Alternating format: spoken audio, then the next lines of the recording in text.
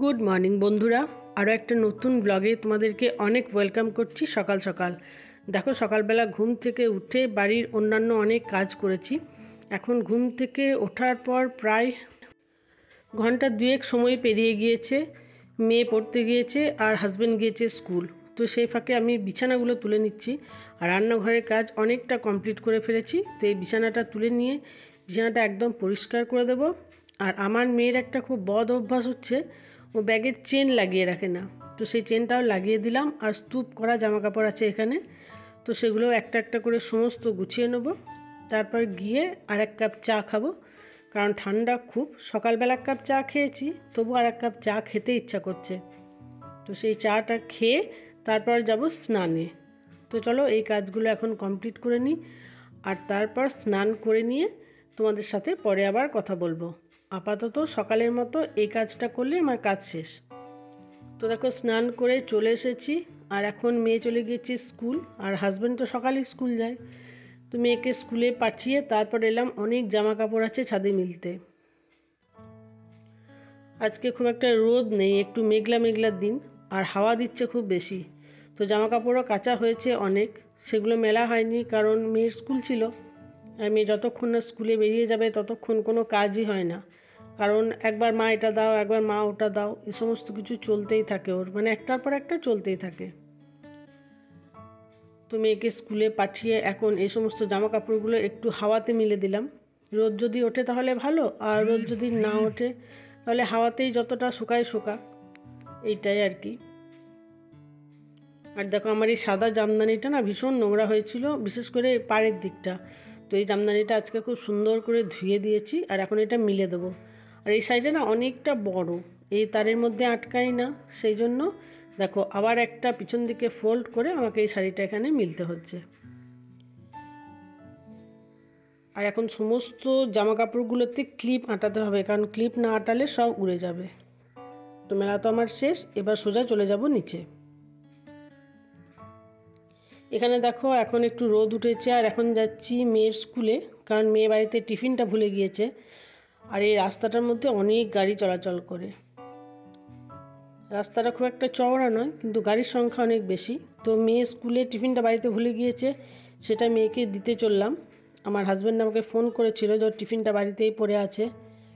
School যাবার সময় এত হুটোচুটি করে, আর আমিও খেয়াল করিনি, যার ফলে টিফিনটা ওর বাড়িতেই থেকে গিয়েছে।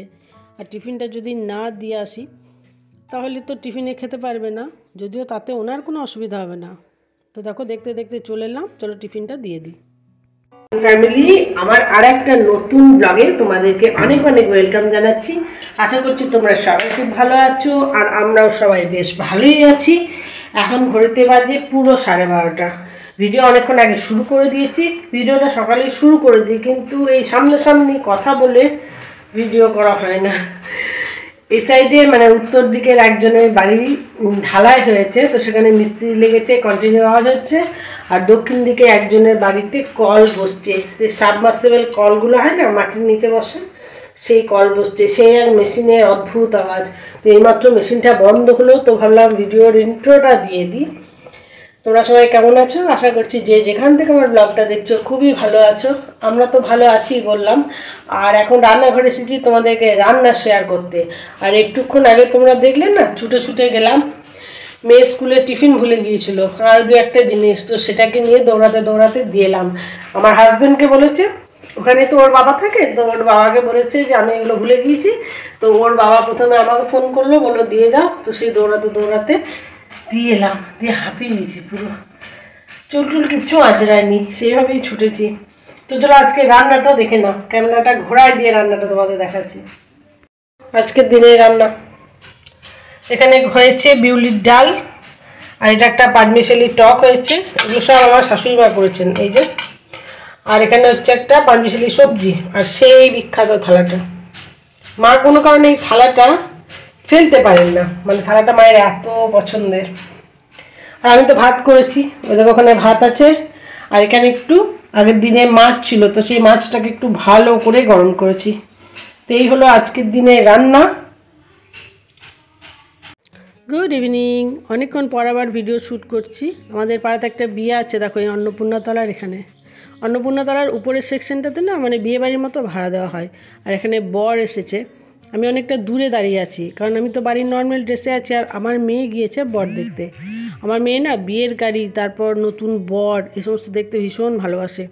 তো ওকে বললাম আমি একটু অন্ধকারের দিকে দাঁড়াচ্ছি, তুমি গিয়ে বরটা দেখে এসো। তো এখন গিয়েছে, এখন বর দেখে চলে আসবে, তারপর বাড়ি যাব। বাড়িতে এসে আগে রুটিটা করে নিচ্ছি, এখন অনেকটা সময় হয়ে গিয়েছে, মাঝে মেয়েকে কিছুক্ষণ পড়িয়েছিলাম, তো ভাবলাম রুটিটা করে রাখি, কারণ রাত যত বাড়বে ঠান্ডাও তত বাড়বে। আর আমার শাশুড়ি মা কিন্তু রুটি খাবেন না, তো মুড়ি খেয়ে নিয়েছেন। তো এখানে মা হাত ধুতে এসছেন, তাই মাকে একটু দেখা গেল। আর এই সময় মায়ের সাথে কিছু টুকটাক সাংসারিক আলোচনাও চলছে। তো দেখতে দেখতে ঝড়ের গতিতে আমার আটা মাখা হয়ে গিয়েছে, জাস্ট আর একটু বাকি আছে, তো সেটাকে এখন করে নিচ্ছি। আর আটার পরিমাণটা দেখতে পাচ্ছ কতটুকু, কারণ আমাদের বাড়িতে বেশি খাবার কেউ খায় না, একটা দুটো এরকমই রুটি খায়, তো সেই জন্য আটাটাও আমাকে কম মাখতে হয়। যদিও এই আটা মাখাটা আমার কাছে খুবই বিরক্তির কাজ, আমি নিজে রুটি খেতেও পারি না, আবার রুটি করতেও আমার খুব অস্বস্তি লাগে। কিন্তু অস্বস্তি লাগে বললে তো হবে না, করতেও হবে। আর এখন তো তাও মোটামুটি রুটি করতে পারি, আগে তো এত বিচ্ছিরি রুটি করতাম যে পুরো ম্যাপের মতো হতো, পুড়ে যেত। কিন্তু আমার বাড়ির লোকজন এতই ভালো যে কখনো কোনো কমপ্লেন করতো না সেটা নিয়ে। যদি কেউ কিছু বলতো তাহলে একজন আরেকজনকে বলতো যে না হয়তো হয়ে গেছে কোনো কারণে, ঠিক শিখে যাবে এসব কিছু। আর এখন মোটামুটি একটু করতে পারি। তো তোমাদের সাথে কথা বলতে বলতে আমার রুটিটা বেলাও কমপ্লিট হয়ে যাচ্ছে। আর এখন না আমি এইভাবে উপরে ওই কাউন্টারের উপরে এইভাবে রুটিটা বেলে নিই। আগে যেমন নিচে বসে বেলতাম, তো আমার এখন নিচে বসতে একটু অসুবিধা হয়, পায়ে একটু ব্যথা করে, তাই এইভাবে দাঁড়িয়ে দাঁড়িয়ে বেলে নিই। আর একদিকে রুটি মানে বেলে নেওয়া হয়, আবার একদিকে সেঁকে নেওয়া হয়। তো দেখো কয়েকটা রুটি করলাম, প্রথমে 4টে করলাম আর তারপর আর 4টে, তাহলে হয়ে যাবে আমাদের সকলের।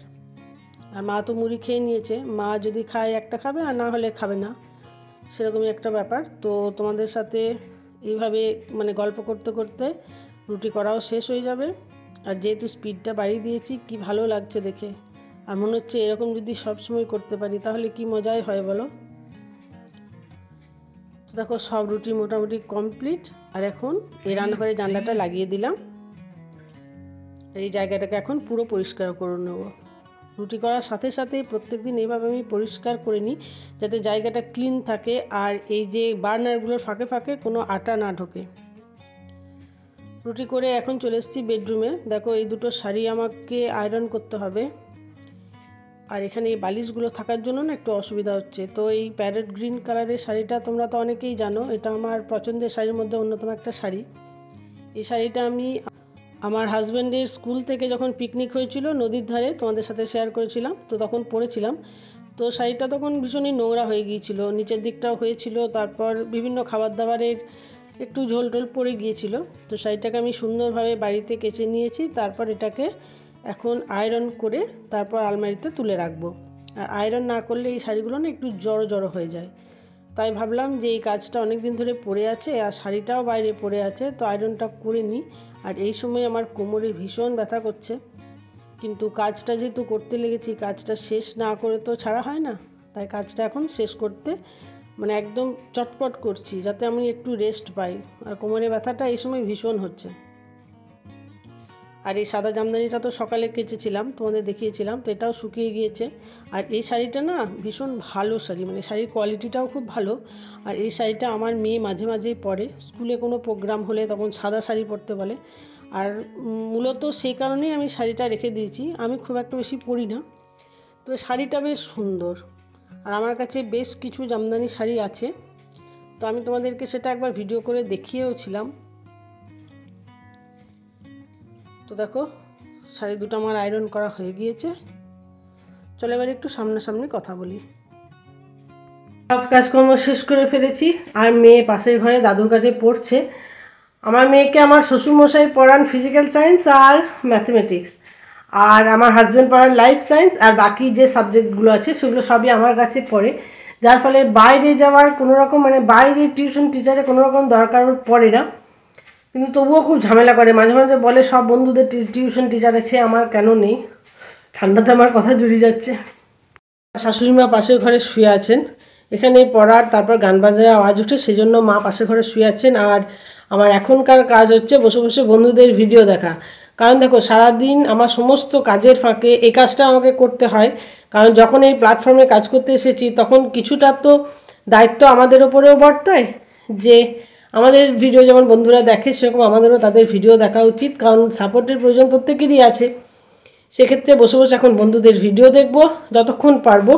একদিন তো বন্ধুদের ভিডিও দেখতে দেখতে ঘুমিয়েই গিয়েছিলাম কখন। সারাদিন পরিশ্রম করি, প্রচণ্ড ক্লান্তি হয়, তবুও দেখি। কারণ এই জায়গাটা আমার কাছে শুধুমাত্র যে নিজের পায়ে দাঁড়ানো বা শুধুমাত্র রোজগার করা, ইনকাম করা সেটা না, এটা কিন্তু একটা ভালো লাগার জায়গা। তো সেক্ষেত্রে সে কাজটাও আমাকে করতে হবে, বন্ধুদের ভিডিও দেখতে হবে। তো চলো বন্ধুরা, এখনকার মতো এই ভিডিওটা এখানে শেষ করছি। যদি ভিডিওটা ভালো লাগে লাইক কমেন্ট শেয়ার করে দিও, সাবস্ক্রাইব করে দিও। আর খাওয়ার দাওয়ার এখন গল্প, অনেক রাত্রে, খুব সমস্যা। তো এখন মেয়ে পড়ুক, আর হাজব্যান্ড তো আসে বাড়ি 10:30, তোমরা তো জানোই যে অনেক লেটে বাড়ি আসে, তো তারপর আমাকে খেতে হয়। তো ঠিক আছে, এখনকার মতো টাটা, দেখা হবে তোমাদের সাথে আবার নতুন আরেকটা ব্লগে। ততক্ষণ সবাই খুব ভালো থাকো। আর হ্যাঁ, প্রত্যেকের ভিডিও দেখো, প্রত্যেকের ভিডিওতে গিয়ে লাইক করো, কমেন্ট করো, শেয়ার করো। কারণ একে অপরের যদি হাতে হাত দিয়ে ধরে থাকো তাহলে কিন্তু একদিন উপরে উঠতে পারবে। হাতটা ছেড়ে গেলে কিন্তু উপরে ওঠাটাও বন্ধ হয়ে যাবে। তাই একে অপরকে হাত ধরে টেনে উপরে তোলো, দেখবে খুব সহজেই আমরা সেইখানে পৌঁছে যাব। আমাদের কোনো রকম সমস্যা হবে না, প্রত্যেকের সাহায্যকারী হয়ে ওঠো। ঠিক আছে, তো চলো টাটা, নতুন আরেকটা ভিডিওতে আবার চলে আসবো খুব তাড়াতাড়ি।